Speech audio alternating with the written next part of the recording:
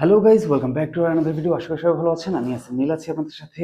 আজকে আমরা খুবই ইম্পর্টেন্ট একটি ভিডিও করতে যাচ্ছি, বিশেষ করে আপনারা যারা ফিউচার ট্রেড করেন, যারা স্পট ট্রেড করেন, ইভেন যারা আপনারা ট্রেড করেন না বাট আপনারা ট্রেড শিখতে আগ্রহী এবং ট্রেড সম্পর্কে জানতে আগ্রহী, ট্রেড করতে আগ্রহী এবং এই ট্রেড থেকে মোটামুটি বেশ ভালো পরিমাণে একটা আর্ন আপনি করতে যাচ্ছেন। আপনি হয়তো জানেন যে বর্তমান বিশ্বে প্রচুর মানুষ এখন এই অনলাইন থেকে ট্রেড থেকে কিন্তু আর্ন করছে প্রতিনিয়ত, এবং এই ট্রেড থেকে আপনিও চাইলে কিন্তু আর্ন করতে পারেন। তো ভিডিও শুরু করার আগে আমি ছোট্ট একটু কথা বলবো, সেটা হচ্ছে আমি আপনাদেরকে নিয়ে যাবো আমাদের ফোনের স্ক্রিনে, এবং আমি এখন আছি আমাদের পাবলিক চ্যানেলে, যেই চ্যানেলের লিঙ্ক আপনি আমাদের ভিডিও ডিসক্রিপশনে পেয়ে যাবেন। এখানে কিন্তু এই যে আমরা কিন্তু এখানে ফ্রি কল দিয়ে থাকি, মানে যেখান থেকে আপনি কিন্তু চাইলে ফ্রি আর্ন আপনি করতে পারেন। এবং এটা হচ্ছে গতকালকে আমরা রাত 8:30টায় কলটা দিয়েছিলাম, যেটাতে আমরা প্রায় মোটামুটি 1100%-এরও বেশি আমরা প্রফিট করেছি, এবং এটা এখনো আমাদের প্রফিটেই কলটা চলছে। তো যারা আপনারা ফ্রি কল নিতে চান, কিংবা ধরেন আপনারা যারা নতুন শিখতে আগ্রহী, তারা আমাদের এই কলগুলো ফলো করলে মোটামুটি এখান থেকে একটা প্রফিট করে আপনি একটা গেইন করা শুরু করতে পারবেন, বা আপনার শেখাটা শুরু হয়ে যাবে বিনা রিস্কে, মানে এখানে আপনার কোনো রিস্ক নেই। তো আলোচনা আজকে করব আমরা মূলত এই ট্রেড আপনি কিভাবে শিখবেন, কিভাবে অ্যানালাইজ করবেন। আপনাকে এই ট্রেড করতে হলে আপনাকে কি কি জানতে হবে, আর কি কি একেবারে না জানলেই নয়। ভিডিও শুরু করা যাক।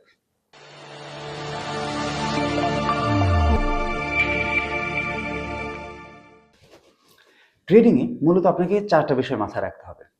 চারটা মানে আপনি খুব যদি অনেক ভিডিও দেখে থাকেন, ইউটিউবে প্রচুর ভিডিও আপনি পাবেন, সেখান থেকে আপনি যত ভিডিও দেখবেন আপনার মাথার ঘুলিয়ে যাবে, হিজিবিজি হয়ে যাবে। কিন্তু আমি আপনাকে সহজ চারটি টিপস আজকে আমি দিয়ে দিচ্ছি। এই চারটি বিষয় যদি আপনি মাথায় রাখেন, তাহলে ফিউচার ট্রেড থেকে আপনি প্রতিনিয়তই আয় করতে পারবেন।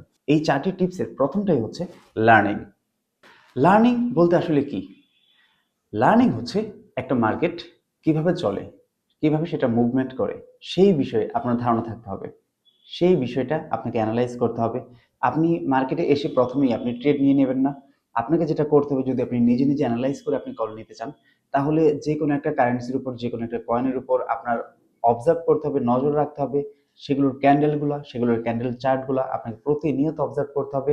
সেগুলোর যে সাইকোলজিক্যাল মুভমেন্ট, সেই সাইকোলজিক্যাল মুভমেন্টগুলো আপনাকে খেয়াল করতে হবে, যে একটার পর একটা ক্যান্ডেল যেগুলো আসে, সেই ক্যান্ডেলের পর কোন ক্যান্ডেলটা আসছে, এবং কখনো কখনো ক্যান্ডেল চার্ট এটা রিপিট হচ্ছে কিনা, তাদের যে মুভমেন্টগুলো প্রতিটা ক্যান্ডেলে কতটুকু আপ হচ্ছে, কতটুকু ডাউন হচ্ছে, এই জিনিসগুলো যখন আপনি অ্যানালাইজ করা শুরু করবেন এবং যখন এই জিনিসগুলো আপনি ক্যাচ করে ফেলবেন, তখন মোটামুটি আপনি ক্যান্ডেল সম্পর্কে, ক্যান্ডেল চার্ট সম্পর্কে বোঝা শুরু করবেন।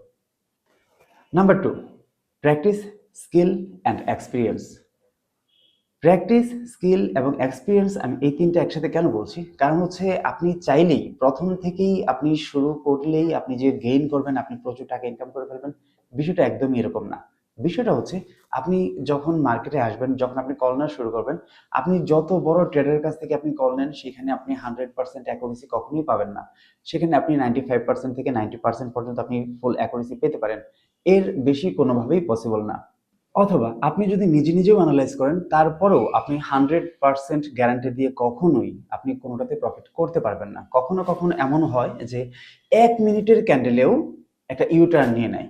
মানে আপনি যেখানে সেলিং প্রেসার দেখছেন সেখান থেকে ইউটার্ন নিয়ে নেবে, যেখানে আপনি বাইং প্রেসার দেখছেন সেখান থেকেও ইউটার্ন নিয়ে নেবে। এটা কখন হয়, কেন হয়, কিভাবে হয়, এই জিনিসটা আপনাকে বুঝতে হবে। বিশেষ করে এইখানে আপনার volatile coin, non volatile coin, high volatile coin, এইগুলো সম্পর্কে, মিমি কয়েন, আপনার major coin, major alts coin, currency, এই সম্পর্কে আপনাকে মোটামুটি বেশ ভালো ধারণা থাকতে হবে।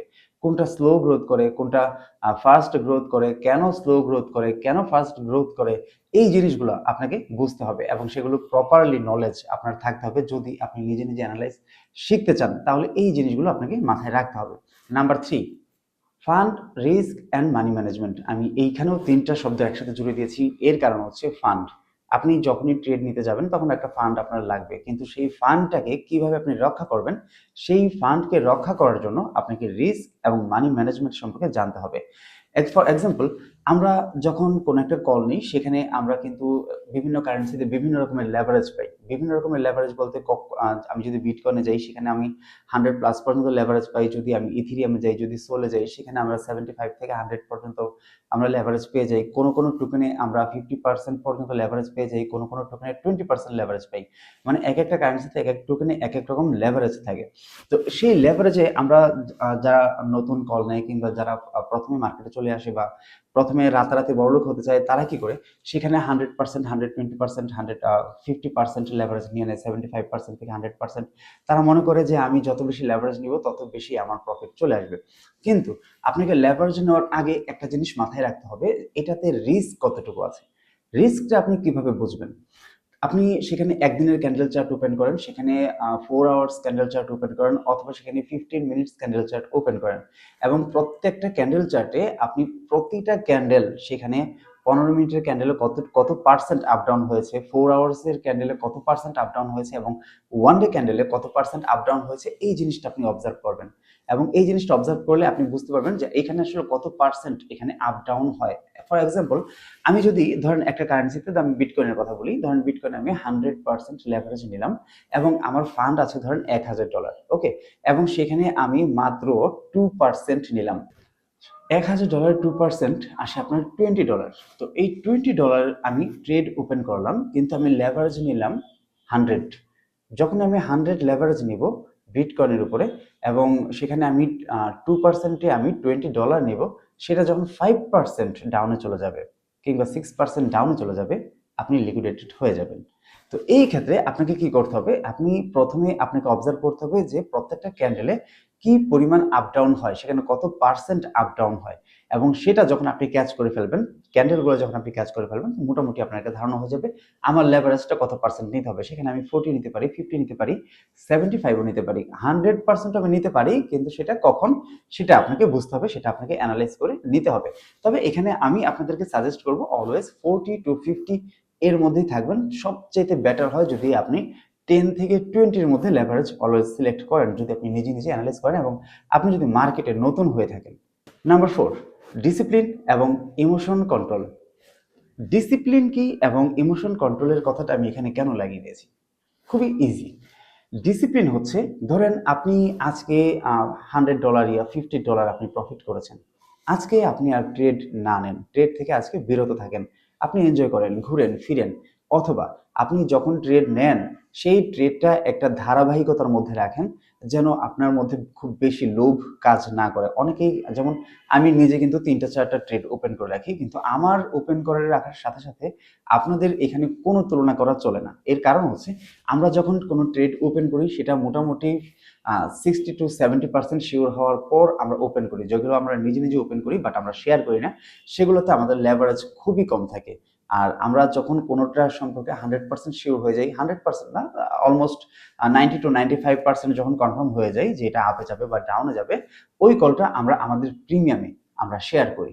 আচ্ছা, এখানে ছোট্ট একটু কথা বলে রাখি, আপনারা যারা নতুন ট্রেড করতে চাচ্ছেন, নতুন ট্রেড করবেন বা আগ্রহী যারা আছেন, যারা নিজেরা অ্যানালাইজ করতে পারেন না কিংবা ওই সময় আপনাদের নেই, তারা কিন্তু চাইলে আমাদের প্রিমিয়ামে জয়েন হতে পারেন। আমাদের প্রিমিয়াম চ্যানেলের জয়েন হতে আপনাকে $50 আপনাকে খরচ করতে হবে, এবং এটা মোটামুটি আপনি যদি 200 ইয়া $300 দিয়ে আপনি স্টার্ট করেন, দেন পার মান্থ আপনার $300+ আপনার আর্নিং হয়ে যাবে। তো এখন কথা হচ্ছে এই ডিসিপ্লিনটা আমরা মেনটেন করব, এবং ইমোশন কন্ট্রোলটা আমরা কখন করব। ইমোশন কন্ট্রোলটা হচ্ছে কোনো একটা কয়েন আমরা ডাউনে অথবা আপে নিয়েছি, কিন্তু এটা লাগাতার আমাদের বিপরীতে চলে যাচ্ছে, অপোজিটে চলে যাচ্ছে, এবং আমরা কোনোভাবেই সেটাকে ক্লোজ করতে আমাদের ইচ্ছে হচ্ছে না, আমাদের স্টপ লস হিট করে ফেলছে বাট আমরা সেটা ক্লোজ করছি না। এটা আমার বাস্তব অভিজ্ঞতা থেকে বলছি।